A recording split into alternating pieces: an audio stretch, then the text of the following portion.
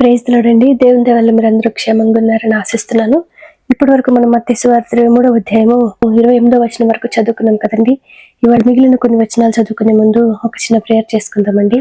మహాపరిశుద్ధుడు అయిన యేసయ్య నీకే వందనాలు తండ్రి. దేవా యేసయ్య ఇంతవరకు మమ్మల్ని సజీవ లెక్కలు పెట్టేసయ్య నాన్న నీ గురించి మాట్లాడుకునే అవకాశం ఇచ్చినందుకు నీకే వందనాలు యేసయ్య. నన్ను ఇప్పుడు మీ గురించి మాట్లాడుకోబోతుండగా ఎక్కడ ఏ తప్పు మాట్లాడకుండా యేసు నామములో నా నోటికి వ్యక్తిని కంచే కావాలండునుగా ఆమేన్. యేసు నామములో మా అందరికీ నీ వాక్యాన్ని అర్థం చేసుకునే కృప కలుగునుగా ఆమేన్. యేసు నామములో అడుగుచున్నాం తండ్రి ఆమేన్. ఇప్పటివరకు మనం తెలుసుకున్నాం కదండి, ఇతరులకి నీతిమంతులుగా కనబడడానికి ప్రయత్నించే వారిని యేసయ్య వేషధారులు అనేసి అంటున్నారు కదండి. ఇంకా యేసయ్య ఏమంటున్నారో మనం చూద్దామండి. మత్తయి సువార్త 23వ అధ్యాయము 29వ వచనం నుంచి.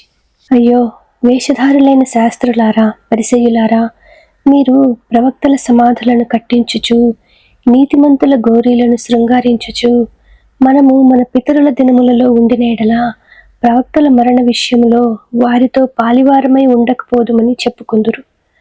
అందువలననే మీరు ప్రవక్తలను చంపిన వారి కుమారులై ఉన్నారని మీ మీద మీరే సాక్ష్యము చెప్పుకొనుచున్నారు.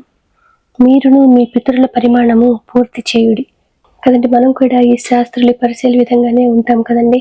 మనము ఎవరైనా ఏదైనా పాపంలో పడిపోతే మనం వెంటనే ఏమంటామండి, నేనైతే ఆ పరిస్థితిలో ఉంటే ఆ విధంగా ఎట్టి పరిస్థితుల్లోనూ చేసేదాన్ని కాను, చేసేవాడిని కాదని మనము అంటాం కదండి. అదేవిధంగా ఇక్కడ శాస్త్రుల పరిశీలి కూడా అంటున్నారు కదండి. వారి దగ్గరికి సాక్షాత్తు దేవుడే నరావతారిగా వస్తే వారు యేసుని కూడా చంపాలని చూస్తూ ఉన్నారు కదండి. కాబట్టి మనము ఇతరులని పాయింట్అవుట్ చేసే ముందు మన పరిస్థితిని కూడా మనము గమనించాలి కదండి. ఇప్పటి వరకు మనం చదువుకున్నాము మత్తయి సువార్త 23వ అధ్యాయము 29వ వచనం నుంచి 32వ వచనం వరకు. వాక్యాన్ని అర్థం చేసుకునే కృప యేసు నామములో మనందరికీ కలుగునుగా ఆమేన్. యేసు నామములో మనందరికీ సమాధానం కలుగునుగా ఆమేన్. Praise the lord.